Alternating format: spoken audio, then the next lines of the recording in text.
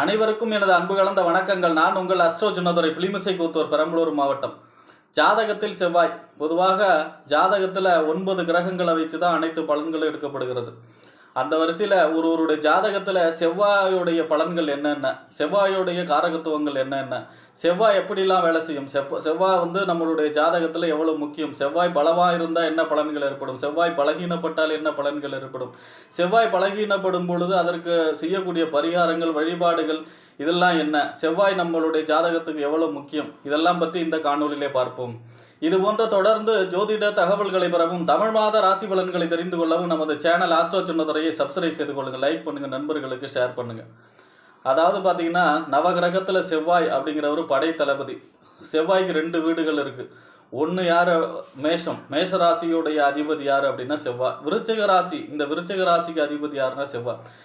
தன்னுடைய 2 வீடுகள், சொந்த வீடுகள் இருந்தாலும் மேஷ ராசியில தான் மூலத்திரிகோணம் அடைவார். மூலத்திரிகோணம் அப்படிங்கிறது என்ன அப்படின்னா, அந்த கிரகம் அந்த இடத்துல இல்லைன்னா கூட அவருடைய ஆதிக்கம் நிறைந்ததாக சொல்லப்படுறது தான் இந்த மூலத்திரிகோண வீடு. அப்போ மேஷத்தில் மூலத்திரிகோணம், விருச்சிக ராசி அப்படிங்கிறது, இது 2க்கும் டிஃப்ரெண்ட் இருக்கு. மேஷம் ஆண் வீடு, விருச்சிகம் பெண் வீடு. இந்த மேஷம் அப்படிங்கிறது டான், செவ்வாய் தான் ரவுடி, செவ்வாய் தான் போலீஸ். அப்போ டான் அப்படின்னா 10 பேர் அடிச்சு டான் ஆனவர் அப்படின்னா அது மேஷம். அடித்த 10 பேருமே டான் தான் அப்படின்னா அது விருச்சிக செவ்வாய். அதான் அதோடைய இது. செவ்வாய் விருச்சிக செவ்வாய் அப்படிங்கிறது பழி வாங்கும் குணக்கூடியது. மனசில் வச்சுக்கிட்டே இருந்து தேவையான நேரத்தில் பழி வாங்கக்கூடிய தன்மையும் இந்த விருச்சிக செவ்வாய்க்கு இருக்கும். ஏன்னா செவ்வாய்ங்கிறது தைரியக்காரகன், வீரியக்காரகன், சண்டை, போர், யுத்தம் இது எல்லாமே அதிபதி யார் அப்படின்னா செவ்வாய். முன்கோபம், முரட்டு சுபாவம், பிடிவாதம் இது எல்லாத்துக்குமே காரகத்துவம் வைக்கக்கூடிய கிரகம் எது அப்படின்னா செவ்வாய் தான். செவ்வாய் தான் பூமிக்காரகன். அதாவது ஒருத்தருக்கு ஜாதகத்தில் பூமி யோகம் இருக்குமா, சொந்த நிலம் வாங்குவாரா, இடம் வாங்குவாரா, இல்லை எக்கச்சக்கமாக நில சுவந்தார்கள் மாரி அளவுக்கு அதிகமான நிலம் வாங்குவாரா, இல்லை நிலமே வாங்க முடியாத சூழ்நிலை கடைசி வரைக்கும் இருக்குமா அப்படிங்கிறத பற்றிலாம் சொல்லக்கூடிய கிரகம் இந்த ஜாதகத்தில் எப்படி இருக்கணும் அப்படின்னா செவ்வாய் தான். செவ்வாய் ஆட்சி உச்சம் பெற்றால் அதுக்கு பேர் ருச்ச யோகம்னு பேர். செல்வம், புகழ் நிறைய கிடைக்கக்கூடிய அமைப்புலாம் இருக்கும். செவ்வாய் எங்கே ஆட்சி பெறுகிறார்? மேஷத்துலேயும் விருச்சகத்திலையும். உச்சம் எங்கே பெறுகிறார்? மகர ராசியில் செவ்வாய் இருந்தால் அங்கே உச்சமாகுவார். எங்கே நீச்சமாகறாருன்னா கடகராசியில். அதாவது கடகராசிங்கிறது அன்பு, அரவணைப்பு, பாசம், இந்த இடத்துல தான் போய் செவ்வாய் நீச்சமாவார். அப்போ செவ்வாய் ஆட்சி உச்சமாக இருந்தால் ஒரு ஜாதகத்தில் பொதுவாக எந்த லக்கணம் எந்த ராசியாக இருந்தாலும் ருஜ யோகம். அதனால் பார்த்தீங்கன்னா செல்வம், புகழ், நிலச்சுவண்டார் மாரி நிறைய சொத்து சேர்க்கக்கூடிய அமைப்பு. அதுவும் குரு பார்வை இருந்தால் அது இன்னும் சிறப்பான யோக பலன்களை செய்யக்கூடிய அமைப்பாக இருக்கும். பொதுவாக செவ்வாய் கடக லக்கணம், சிம்ம லக்கணம், மீன லக்கணம் இந்த லக்கணத்துக்கு ராஜயோக பலன்களை செய்வார். தன்னுடைய தசை 7 ஆண்டுகள் இருக்கும். இந்த 7 ஆண்டுகளும் இந்த கடக லக்கணக்காரருக்கும், சிம்ம லக்கணக்காரர்களுக்கும், மீன லக்கணக்காரர்களுக்கும் எப்படி இருந்தாலுமே ராஜயோக பலன்களை, பூமி யோகம், இயந்திரம் செவ்வாய்.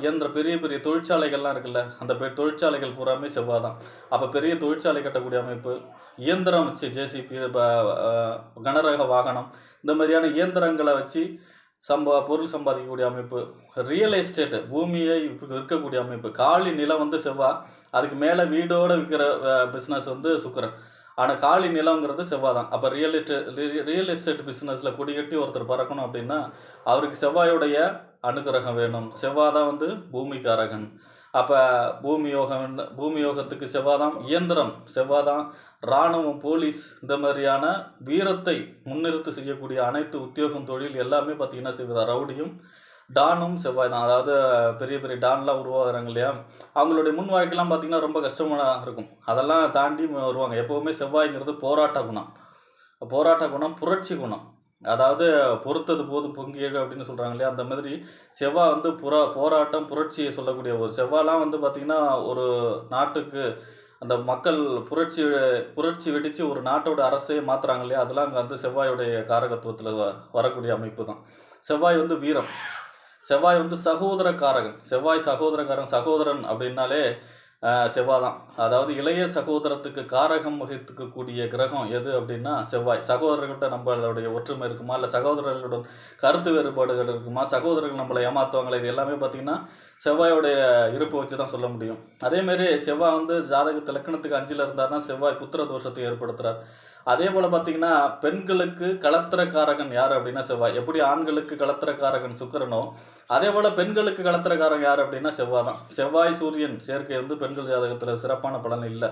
அதே போல் பார்த்தீங்கன்னா ஆணாக இருந்தாலும் சரி பெண்ணாக இருந்தாலும் சரி லக்னத்துக்கு 2, 4, 7, 8, 12 இருந்தால் செவ்வாய் தோஷமாக இருக்கார். அதில் விதிவிலக்கு இருக்குது. மேஷம், விருச்சகம், கடகம், மகரத்தில் இருந்தால் தோஷம் கிடையாது. குரு பார்த்தா தோஷம் கிடையாது. இந்த மாதிரி விதிவிலக்கு இருக்குது. இருந்தாலும் திருமணம் அமைப்பை பொறுத்த வரைக்கும் செவ்வாய் அவருடைய பங்கை செய்கிறார்.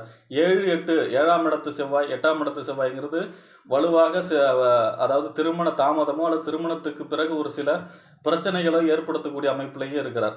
அதுலேயும் குறிப்பாக அவருடைய தசாபுத்தி வந்ததுன்னா இன்னமும் கவனமாக திருமண பொருத்தம் போடும் பொழுது செவ்வாயுடைய அமைப்பை பொறுத்து தான் திருமணம் செய்ய வேண்டும்.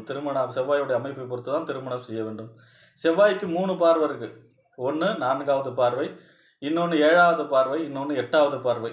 ஏன் அப்படின்னா இந்த சந்திரன் செவ்வாய் சேர்க்கை, அதாவது சந்திரனுடைய செவ்வாயுடைய சேர்க்கை அல்லது பார்வையை பொறுத்து தான் பெண்களுடைய ருதுஜாதகம் கணிக்கப்படும். அதாவது அந்த நேரம் கரெக்டாக அப்படிங்கிறது சந்திரன் செவ்வாய் சேர்க்கை அல்லது சந்திரன் செவ்வாய் தொடர்பு. செவ்வாய் வந்து 4, 7, 8வது பார்வையை சந்திரனை பார்க்கணும். இந்த மாதிரி அமைப்பில் இருந்தால் மட்டும்தான் அது இந்த ருதுஜாதகம் கணிச்சது சரி அப்படின்னு இந்த ருதுஜாதகம் கணிக்கிறதுக்கும் செவ்வாயுடைய அமைப்பு முக்கியமாக பங்கு வகிக்கிறது. அப்போ ஒருத்தருக்கு உத்தியோகக்காரகன் செவ்வாய். ஒருத்தர் உத்தியோகம் செய்வாரா அப்படிங்கிறது சொல்லக்கூடிய கிரகம் வந்து யார் அப்படின்னா செவ்வாய் தான். செவ்வாயை வச்சு தான் அவருக்கு உத்தியோகம் கிடைக்குமா, இல்லை உத்தியோகத்தில் சக ஊழியர்களால் அவருக்கு பிரச்சனை இருக்குமா, இது எல்லாமே செவ்வாயை வச்சு தான் சொல்லணும். அப்போ அதே மாதிரி பார்த்திங்கன்னா வாகன விபத்து, சின்ன சின்ன விபத்து, பெரிய விபத்து கிடையாது, சின்ன சின்ன அடிக்கடி பார்த்தீங்கன்னா காயம் படுறது, இதெல்லாம் வந்து செவ்வாய் தான். அதே மாதிரி முகத்தில் வெட்டுக்காயம் ஏற்படுறது, நம்மளுடைய உடல் பாகத்துலேருந்து பல்லு வந்து செவ்வாய், வலிமையான அந்த பல்லு வந்து செவ்வாய், பல்லில் பிரச்சனை ஏற்படுறது அல்லது முகத்தில் வெட்டுக்காயம் இருக்கிறது, இது எல்லாமே பார்த்திங்கன்னா செவ்வாய் பலகீனமாக இருக்குது நம்மளுடைய ஜாதகத்தில் அப்படிங்கிறத சொல்கிறது தான். அதேமாதிரி நிலம் இடம் சம்பந்தமான பிரச்சனைகளை தொடர்ந்து பாகப்பிரிவினை பிரச்சனை, இல்லை நம்மளுடைய நிலம் இடம் வந்து மற்றவங்க பேரையே நிலம் இடம் சம்மந்தமாக மோசடி, நம்மளுடைய நிலம் மற்றவங்ககிட்ட போய் சேரக்கூடிய அமைப்பு, இது எல்லாமே பார்த்திங்கன்னா செவ்வாய் பலகீனப்படும் பொழுது தான் நடக்கும். சகோதர தோஷம், அதாவது செவ்வாய் பலகீனப்பட்ட சகோதரர்களுக்கு தோஷம் அல்லது சகோதரர்களால் ஏமாற்றப்படக்கூடிய அமைப்பு எல்லாமே இந்த செவ்வாய் பலகீனம் அடையும் பொழுது தான். அதாவது பகை நிச்சயமாகி பாவர்களோட சனி ராகு கேதுவோட சேர்க்கை பெறும் பொழுது இந்த மாதிரியான தோஷங்களை ஏற்படுத்துகிறார். செவ்வாய் ராகுங்கிறது நிறைய பூமி யோகத்தை சொல்லக்கூடிய அமைப்பு. ஆனால் அது ஸ்தானம் முக்கியம். 10ஆம் இடத்துல செவ்வாய் வந்து திக்பலம் அடைகிறார். 11ஆம் இடம் திக்பலம் அப்படிங்கிறது செவ்வாய் வந்து கடகத்தில் நீச்சமாக இருந்தால் கூட திக்பலம் அப்படிங்கிற அமைப்பு வந்திருக்கு அப்படின்னா 10ஆம் இடத்துல எந்த லக்கணமாக இருந்தாலும் செவ்வாய் 10 லக்கணத்துக்கு 10 இருந்தால் அவர் திக்பலம் அடைகிறார், வலுவான நிலையில் இருக்கிறார். அப்போ செவ்வாய் திக்பலம் அடையும் பொழுது அவருக்கு ராஜயோக பலன்களையே செவ்வாய் தருவார் தன்னுடைய தசா காலங்களிலே. செவ்வாயுடைய வடிவம் பார்த்திங்கன்னா முக்கோண வடிவம். அதே மாதிரி பார்த்திங்கன்னா ஏன் அப்படின்னா முருகன் உடைய அந்த அம்பு பார்த்திங்கன்னா முக்கோணமாக இருக்கும். செவ்வாயுடைய அதிதேவதையார்னா முருகப்பெருமான். அதேமாதிரி ஷட்கோணம், அந்த முக்கோணத்தை கவுத்து போட்டால் அது 6 கோணம் ஷட்கோணம் ஆகிடும். அப்போ முக்கோணங்கிறது செவ்வாயுடைய வடிவம். அதே மாதிரி பார்த்திங்கன்னா கலர் பார்த்திங்கன்னா நல்ல சிவப்பு, ரத்த கலர், ரத்தம், அந்த மாதிரியான சிவப்பு கலரை சொல்லக்கூடியது இந்த செவ்வாய். சூரியன் செவ்வாய் அப்படிங்கிறது பெண்களுடைய திருமண வாழ்க்கையில் பெருசாக பாதிப்பை ஏற்படுத்துது. ஆண்களுக்கு உத்தியோகம் சம்பந்தமான பிரச்சனைகளை ஏற்படுத்துகிறது செவ்வாய் சூரியன் சேர்க்கை. செவ்வாய் சந்திரன் வந்து அதை என்ன சொல்கிறது, மங்கள யோகம். அதாவது பார்த்திங்கன்னா செவ்வாய் சந்திரன் இந்த 2 பேரும் சேர்ந்தோ அல்லது இவர்களுடைய பார்வை பெற்றோ இவர்களுடைய தசை வரும் பொழுது நிறைய பூமி யோகத்தை செய்கிறது. அதேமாதிரி குருமங்கள யோகம், பிருகுமங்கள சுக்கிரன் செவ்வாய் சம்பந்தம், பிருகுமங்கள யோகம், இந்த மாதிரியான யோகம், மங்கள யோகம். மங்களன் அப்படிங்கிறது செவ்வாயுடைய பேர், மங்கள காரியங்களை நடத்துபவர். ஆனால் இவருடைய முன்கோபம் வந்து மற்றவங்களுக்கு நன்மைக்காக பயன்படணும். இப்போ வந்து ஒரு இடத்த ஒரு தகராறு சண்டையோ நடக்குது அப்படின்னா அதில் நியாயத்துக்காக இவருடைய கோபத்தையோ வீரத்தையோ பயன்படுத்தும் பொழுது செவ்வாய் பாசிட்டிவாக செயல்பட்டு அவர்களுக்கு செவ்வாயோடைய பரிகாரமாக அது மாறும். நம்ம கோயில் வழிபாடு விட இது சிறந்த பரிகாரமாக இருக்கும். கோயில் வழிபாடுனா மலை மேலுள்ள முருகன் வழிபாடு. செவ்வாய்க்கிழமையில் மலை மேலுள்ள முருகனுக்கு செவ்வரளிப்பு மாலை அல்லது வெற்றி வேறு மாலை பன்னீரால் அபிஷேகம் செய்கிறது செவ்வாய்க்கு சரியான பரிகாரமாக இருக்கும். செவ்வாயை வலுப்படுத்த உதவும். அதே மாதிரி பார்த்திங்கன்னா மண்ணை மருந்தாக்கி வைத்தியம் செய்து கொண்டு இருக்கக்கூடிய வைத்தீஸ்வரன் தையல் நாயகி அம்மாள், அங்கே வைத்தீஸ்வரன் கோயில் சென்று வழிபாடு செய்தாலும் செவ்வாயை வலுப்படுத்துவதற்கு ஒரு உதவும். அதே மாதிரி செவ்வாய் வழிபாடு செய்யும் பொழுது பூமி யோகம், பூமியில் வந்து பயிர் சிறப்பாக விளையக்கூடிய அமைப்பு. அதே மாதிரி பூமியால் ரியல் எஸ்டேட் தொழில் செய்கிறவங்களுக்கு பூமியால் ஏற்படக்கூடிய லாபம், இயந்திரத்தை வச்சு தொழில் செய்கிறாங்க இல்லையா, இயந்திர தொழிற்சாலைகள் செய்கிறாங்களே அவங்களுக்கெல்லாம் இந்த செவ்வாய் வழிபாடு செய்யும் பொழுது அவங்களுக்கெல்லாம் வாழ்க்கையில் யோககரமான அந்த தொழில் சிறக்கக்கூடிய அமைப்பாக இருக்கும். ஏன்னா அவருடைய தொழில் இல்லையா. அதே மாதிரி பார்த்தீங்கன்னா உத்தியோகம் சீருடை அணிந்து உத்தியோகம் செய்கிறாங்க இல்லையா, போலீஸ், இராணுவம், மிலிட்ரி, இது எல்லாமே செவ்வாயோட அமைப்பா. இவங்கெல்லாம் முருகப்பெருமான் வைத்தீஸ்வரன் சென்று வழிபாடு செய்யும் பொழுது அவர்களுக்கு உத்தியோகம் சம்பந்தமான பதவி உயர்வு, உத்தியோகத்தில் புகழ், செல்வாக்கு எல்லாம் உயரக்கூடிய அமைப்பாக இருக்கும். ஆக ஒருவருடைய ஜாதகத்தில் செவ்வாய் ரொம்பவும் முக்கியமான கிரகம். செவ்வாய் தான் நம்மளுடைய தைரியத்தை சொல்லக்கூடிய கிரகம், வீரியத்தை சொல்லக்கூடிய கிரகம், வீரத்தை சொல்லக்கூடிய கிரகம், பூமி யோகத்தை சொல்லக்கூடிய கிரகம் செவ்வாய் தான். செவ்வாய் தான் சகோதரக்காரகன், செவ்வாய் தான் மங்களகாரகன், பெண்களுக்கு செவ்வாய் தான் களத்திரக்காரகனே.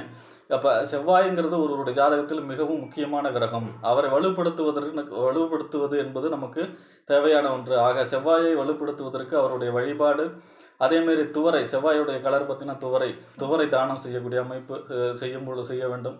அதே மாதிரி பார்த்திங்கன்னா சிவப்பு கலரை பயன்படுத்துவது, செவ்வாய்க்கிழமை முருக வழிபாடு, வைத்தீஸ்வரன் கோயில் சென்று வழிபாடு, இது எல்லாமே செவ்வாய் வலுப்படுத்துவதற்கு உரிய வழிபாடாகும். செவ்வாய் வலுப்படுத்த உதவும் வழிவகைகளாகும். இப்படி செவ்வாயை வலுப்படுத்தி நம்மளுடைய ஜாதகத்திலே அவருடைய காரகத்துவம் வைக்கக்கூடிய எல்லா துறைகளிலும் வெற்றி பெறுமாறு அன்போடு கேட்டுக்கொள்கிறேன். நன்றி, வணக்கம்.